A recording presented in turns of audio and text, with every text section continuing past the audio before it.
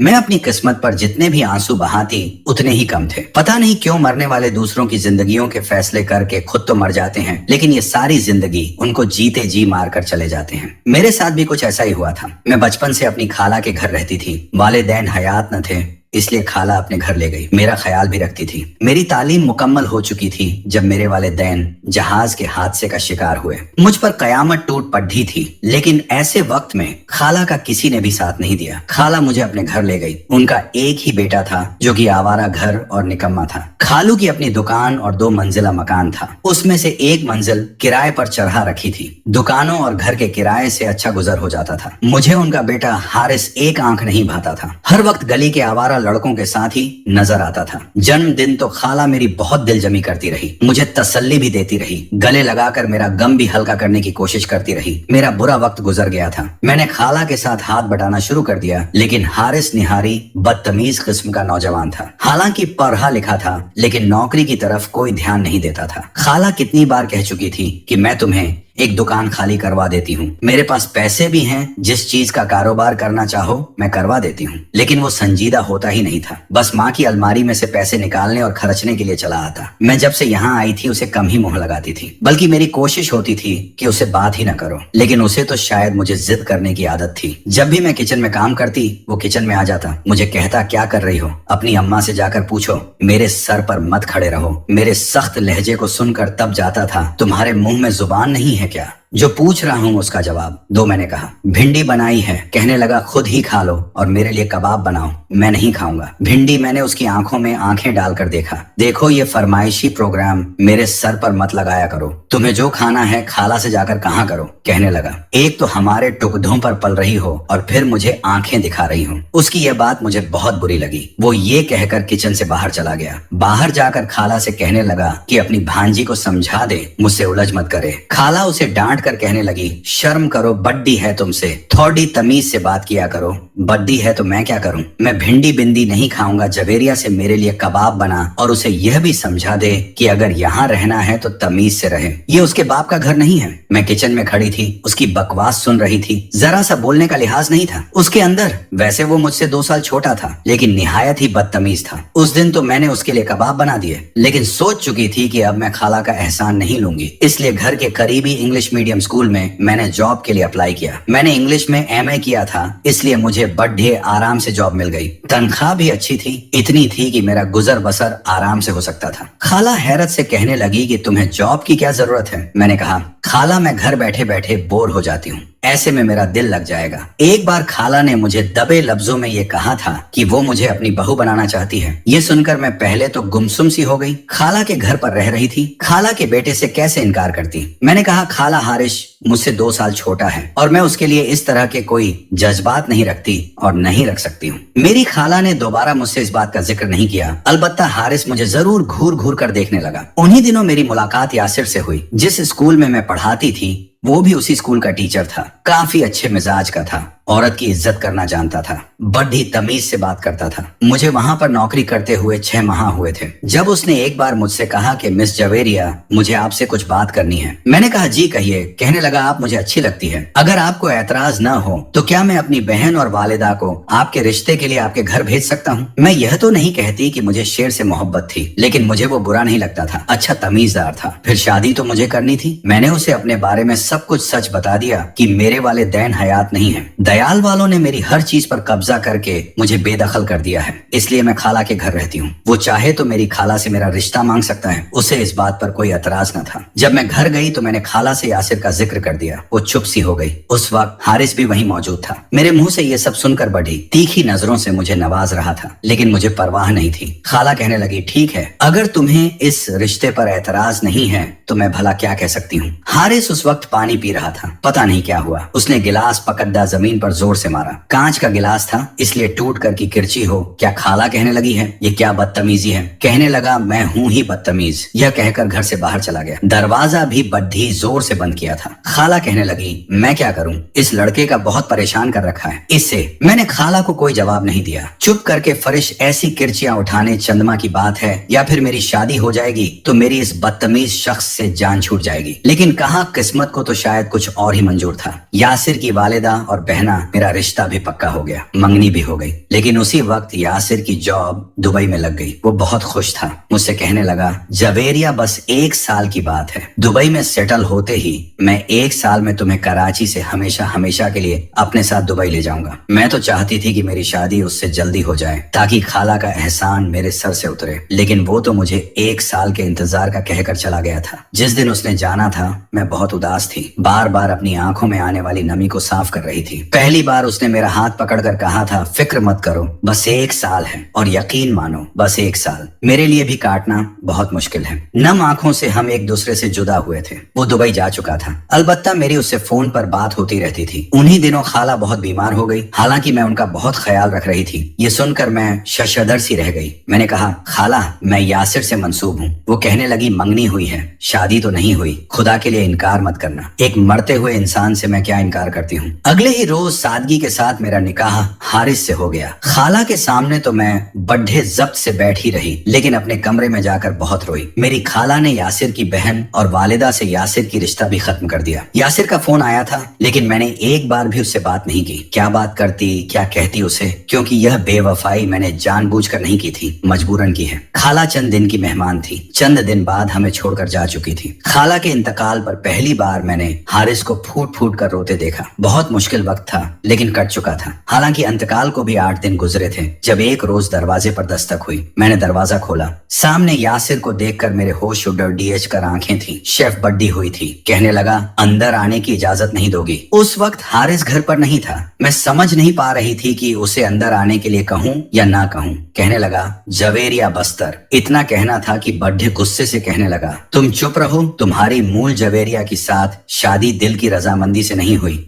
बेहतर है आजाद। यासिर की बात सुनकर कहने लगा, तुमसे मशवरा नहीं मांगा मैंने, निकलो यहाँ से। आइंदा भूल कर भी यहाँ आए तो जिंदा वापस नहीं जाओगे। यासिर कहने लगा, तुम जबरदस्ती नहीं कर सकते जवेरिया के साथ, और ना ही मैं कमजोर हूँ कि तुम्हारी धमकियों से डर जाऊं। यासिर का यह कहना था कि हारिस ने उसका गिरेबान पकड़ लिया। इससे पहले कि दोनों दस्त गिरेबान होते, मैंने हारिस के हाथ से यासिर का गिरेबान छुड़वाया। यासिर ऐसे कहा कि तुम यहाँ से जाओ प्लीज। यासिर कहने लगा, तुम्हें घबराने की जरूरत नहीं है, मैं तुम्हारी जान इस शख्स से छुड़वा कर ही रहूंगा। हारिस कहने लगा, अगर तुम 2 मिनट से पहले इस घर से नहीं निकले तो देखो मैं तुम्हारा क्या असर करता हूँ। मैंने यहाँ यासिर के सामने हाथ जोड़ ढा दिए। मैंने कहा, खुदा के लिए जाओ यहाँ से। वो वापस चला गया। दरवाजा हारिस ने बंद किया और बद्दी जोर से बंद किया और फिर मेरे पास आकर खड़ा हो गया। कहने लगा, ये क्यों आया था यहाँ मेरी इजाजत के बगैर? तुम्हारी हिम्मत कैसे हुई उसे दाखिल करने की? मैंने उसे कोई जवाब नहीं दिया। यासिर के आने से पहले मैं किचन में खाना बना रही थी, इसलिए मैं वापस किचन में जाने लगी। लेकिन हारिस ने मेरा बाजू पकड़ा और मुझे अपने कमरे में ले जाने लगा। मैं उसे अपना हाथ छुड़ा रही थी। मैंने कहा, क्या कर रहे हो तुम, मेरा बाजू छोड़ दो। लेकिन उसने अपने कमरे जा पटका था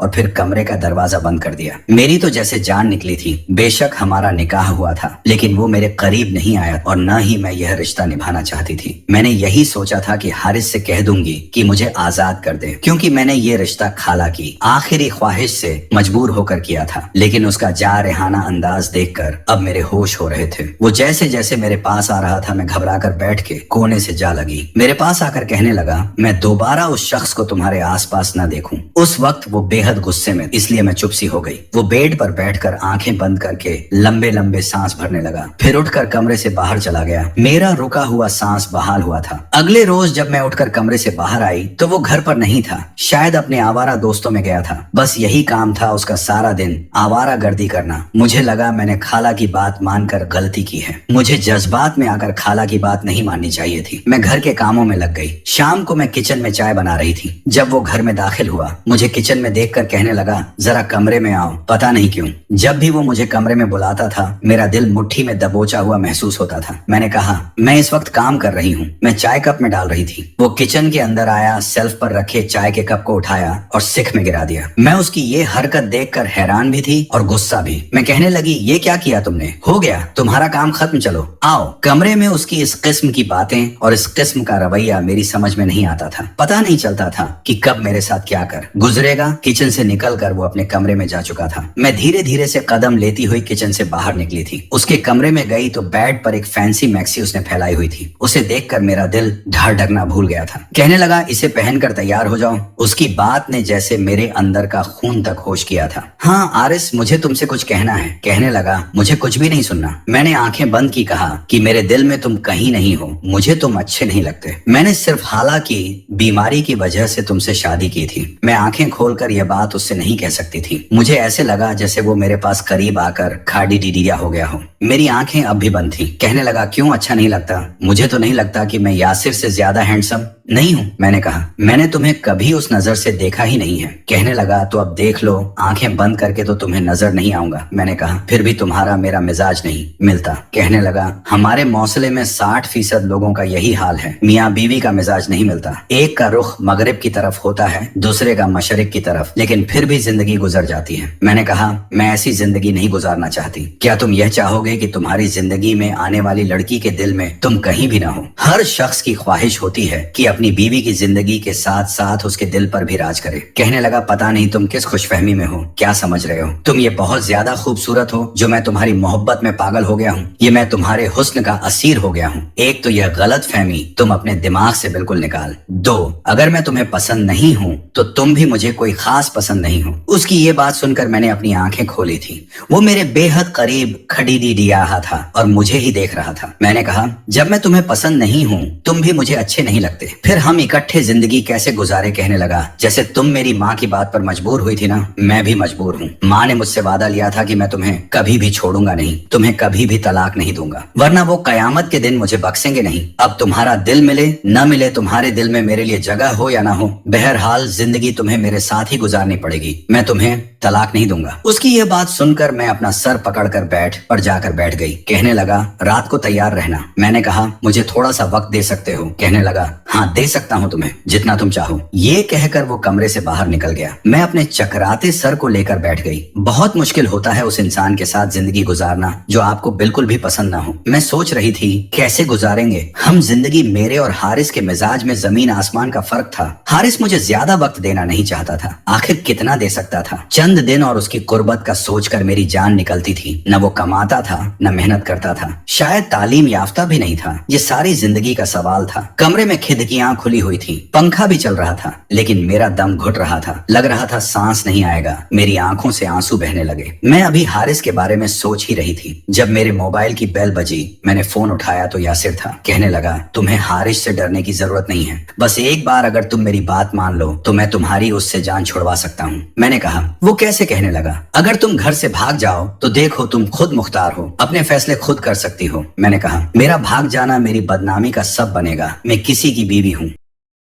यह कहने लगा, ठीक है तो फिर गुजारो उस आवारा गर्द के साथ जिंदगी, बर्बाद कर लो खुद को, और तुम्हारे साथ साथ मैं भी मर जाऊंगा, बर्बाद हो जाऊंगा। मुझे समझ नहीं आ रहा था कि मुझे क्या करना चाहिए और क्या नहीं। मैंने यासिर की बात पर हामी भर ली। मुझे रात को ही उसके साथ भागना था। रात के 2 बजे बिल्कुल खामोशी छा गई। मैं अपने कमरे से बाहर आई तो सीधा हारिस के कमरे में गई। हारिस के कमरे की लाइट बंद थी, वो बेड पर सो रहा था। मैंने सुकून का सांस लिया, उसके कमरे का दरवाजा बंद किया और खुद बड़ी सी चादर ओढ़कर घर से बाहर निकाल गई। अभी मैं अपनी गली के एक दाम पर ही पहुंची थी कि यासिर की मोटरसाइकिल मुझे गली में खड़ी नजर आई। मैं खामोशी से उसके साथ बैठ गई। दिल अब भी मेरे सूखे पत्ते की तरह कांप रहा था। ऐसा काम कभी नहीं किया था। अजीब कश्मकश में मुब्तला थे। आधे घंटे की मुसाफत के बाद वो मुझे एक छोटे से मकान में लेकर गया, जहां उस वक्त उसकी माँ और बहन भी मौजूद थी। यह देखकर मैं कुछ मुतमिन सी हुई। मैं उसकी बहन के साथ उसके कमरे में चली गई। कुछ देर बाद यासिर आ गया। कहने लगा, मैं बहुत जल्द तुम्हें खुला दिलवा दूंगा और फिर शादी करके तुम्हें हमेशा के लिए दुबई ले जाऊंगा। उसकी बात सुनकर मैं कुछ पुरस्कून हो गई। उसकी वालिदा भी कहने लगी कि मेरा बेटा तुमसे बहुत मोहब्बत करता है, तुम्हारी खातिर दुबई छोड़कर आ गया। हम तो सब कुछ इज्जत से चाहते थे, लेकिन तुम्हारी खाला की वजह से सब गड़बड़ हो गई। लेकिन तुम बेफिक्र रहो, हम भी इज्जतदार और शरीफ लोग हैं, तुम्हें कभी भी ताना नहीं देंगे। अगले ही रोज यासिर ने मुझसे चंद पेपर पर साइन करने के लिए कहा। कहने लगा कि खुला नामा तैयार करवाना है। मैंने उस पर साइन कर दिया। मैंने नोट किया कि मुझे ज्यादातर उस कमरे में रहने की ही ताकीद की गई थी कि मैं कमरे से बाहर न निकालूं। खाना भी यासिर के वालिदा या बहन मुझे उस कमरे में दे जाती थी। एक रात मुझे हल्की हल्की सी बातों की आवाज आ रही थी। मैं सोई नहीं थी क्योंकि एक अजीब सी बेचैनी सी लाहक थी। मैंने सोचा कि मुझे कमरे से बाहर जाना चाहिए, लेकिन यूं ही मैंने कमरे का नॉब घुमाना चाहा। दरवाजा लॉक था। मैं शशधर रह गई। मुझे लॉक क्यों किया गया था? मैं तो खुद अपनी मर्जी से यहाँ आई थी। वो ही सब कुछ कर रही थी जो यहाँ यासिर चाहता है। फिर दरवाजे के लॉक होने का मकसद क्या है? मैं खिड़की के पास आ गई। जरा सी खिड़की खोली तो वो लाउंज में खुलती थी और वहीं पर यासिर और उसकी वालिदा और बहन बैठी थी। उनके साथ दो अजनबी नौजवान भी थे। वो लोग धीरे धीरे बातें कर रहे थे। बातें मेरे ही मुतालिक हो रही थी। मैंने कुछ और करने की कोशिश की तो पता चला कि यासिर यहाँ से लड़कियों से शादी करके उन्हें दुबई ले जाता है और फिर वहाँ उनसे जिस्म फरोशी का काम करवाता है। उसकी माँ और बहन भी उसके इस काम से वाकिफ है और बाजार शरीफ होने का ड्रामा रचा रहे हैं और वो मेरे साथ भी यही सब कुछ करना चाह रहा था। वो पहले से जानता था कि मैं अपनी खाला के पास रहती हूँ, इसीलिए उसने मुझे फंसाने की कोशिश की थी। मुझसे मोहब्बत का ड्रामा रचा था। अभी भी वो यही चाहता था कि हारिस मुझे तलाक दे दे और वो मुझसे निकाह करके मुझे दुबई ले जाए। यह सब सुनकर मेरा दिल खौफ से हिलकोरे मारने लगा। ये मैंने क्या किया? मैं तो बहुत बड़ी मुसीबत में फंसे जा रही थी। मेरी तो हालत ये थी कि काटो तो लहू न निकले। मैं अपने ही पैर पर कुल्हाड़ी मार चुकी थी। हारिस जैसा भी था, पर है तो मैं पत्ती। मैं समझ नहीं पा रही थी क्या करूं? कैसे अपने आप को इनके चुंगल से आजाद कर मैं बैठकर लेट गई और पूरी रात मुझे नींद नहीं आई। अगली सुबह फिर कहने लगा तुम्हारी पेशगी है अदालत में, बस तुम्हें एक बार अदालत के सामने यह कहना पड़ेगा कि तुम हारिस से तलाक लेना चाहती हो। उसके बाद सवाल ही पैदा नहीं होता कि वो तुम्हें तलाक न दे। मेरे लिए यह आखिरी मौका था खुद को उससे बचाने का। मैंने हामी भर ली। वो मुझे अदालत ले गया। वहाँ पर हारिस भी मौजूद था। मुझे बहुत गुस्से से देख रहा था। सामने जज ने कहा कि आप तलाक क्यों लेना चाहते हैं? क्या आपका शौहर आप पर मारपीट करता है, कोई जुल्म करता है? मैंने नफी में सर हिला दिया। मैं रोए जा रही थी। जितना मैं खुद को अक्लमंद समझती थी, मैं बेवकूफ थी। वो कहने लगा कि फिर क्यों तलाक चाहती है, वजह क्या है? मैंने कहा मुझे नहीं चाहिए तलाक, मैं अपने शौहर के साथ वापस जाना चाहती हूँ। यह सुनकर यासिर के साथ साथ हारिस भी हैरान हुआ था। जज कहने लगा कि जब तलाक चाहिए ही नहीं थी तो अदालत का वक्त क्यों जाया किया? केस खत्म हो चुका था। मैं जल्दी से हारिस के पास जाकर खड़ी हो गई। यासिर मेरे पास आया। कहने लगा ये क्या हिमाकत की है तुमने? मैंने कहा मुझे नहीं जाना, तुम्हारे साथ मुझे नहीं करनी तुमसे शादी। जो फैसला मेरी खाला ने मेरे लिए किया था, मेरे लिए वो ही बेहतर है। मैंने जोर से हारिस का हाथ पकड़ा हुआ था। बार बार उसके पीछे छुपने की कोशिश कर रही थी और उसने मुझे अपने साथ कर लिया था। पूरा रास्ता मैं रोती ही रही और वो चुपचाप थाने के बाद कहने लगा बस एक सवाल का जवाब, तो घर से भागी क्यों थी और अगर भाग गई थी तो अब वापस क्यों आई हो? मैंने कहा मुझे माफ कर दो, मैंने तुम्हें पहचानने में गलती कर दी। कांच को सोना समझ बैठी थी। कहने लगा मैंने उसके खिलाफ FIR कटवा दी थी क्योंकि मैं जानता था कि वो क्या है और क्या नहीं। अम्मा से भी मैंने बात की थी, लेकिन उस वक्त तक तुम्हारा रिश्ता पक्का हो चुका था। अम्मा कहने लगी कि शायद मैं जानबूझ कर रहा हूँ, क्योंकि मैं पहले ही कह चुका था कि मुझे जो मेरी अच्छी लगती है मुझे उससे शादी करनी है, लेकिन तुमने इनकार कर दिया। फिर जब यासिर का रिश्ता तुम्हारे लिए आया तो तुम्हारी पसंद को मद्देनजर रखते हुए बिना किसी तफ्तीश के उस रिश्ते को पसंद कर लिया गया था। लेकिन मैं नहीं चाहता था कि तुम्हारे साथ कुछ भी गलत हो। पहले तुमने अपने माँ बाप को खोया था, इसलिए मैंने उस लड़के के बारे में पूरी छानबीन करवाई थी और मुझे पता चला था कि यह लड़का अच्छा नहीं है। मैंने अम्मा को बता दिया था, लेकिन अम्मा कहने लगी कि उन्हें मेरी बात पर भरोसा नहीं, मैं जानबूझकर ऐसा कह रहा हूँ। आखिर तुम्हें तो मैं हमेशा से ही बुरा लगता रहा था। लेकिन अम्मा जब बीमार रहने लगी तो कहने लगी कि मुझे ये डर है कि कहीं तुम्हारी बात सच न निकले। अगर ऐसा हो गया तो मैं अपनी बहन को क्या जवाब दूंगी, इसलिए उन्होंने बिना तुम्हें वजह बताए मेरा निकाह तुमसे कर दिया। अम्मा की तबीयत खराब रहने लगी, इसलिए मैं तुम्हें सच बता ही नहीं पाया और उसके बाद तुमने दोबारा मुझे मौका भी नहीं दिया। तुम्हें लगता था कि मैं निकम्मा आवारा गर्द हूँ, लेकिन मैं मुजरिमों के बारे में मालूम आतराम करता हूँ और मेरा काम है ये, इसलिए मैं उन लोगों के साथ ही ज्यादा होता हूँ ताकि ये जान सकूं कि जुर्म की इदाहो कहाँ से रही है। लेकिन हमारे काम में हमें ये बात छुपानी होती है कि हम कौन हैं। उसकी बात सुनकर मैं हैरान हुई थी। अगर मुझे पता न चलता तो शायद मैं बहुत बड़ा नुकसान उठा लेती। वो कहने लगा, मैं तुम्हारे पीछे ही था, जानता था कि यह शख्स किस हद तक जा सकता है। मुझे उम्मीद थी कि अब वो गिरफ्तार हो चुका है। अपने पूरे गिरोह के साथ मैंने हारे से माफी मांग ली। वो वाकई बहुत अच्छा इंसान था। बास का सामने नजर आने वाली चीजें हमें गलत लगती है और वो होती नहीं है, और जो चीज हमें बहुत अच्छी और ठीक नजर आती है वो अपने पीछे बहुत घिनौना रूप लिए होती है। और इसी के साथ इस कहानी के हैप्पी एंडिंग होती है। मिलते हैं अगली वीडियो में, तब तक के लिए गुड बाय। आप सभी का बहुत बहुत धन्यवाद इस वीडियो को देखने के लिए।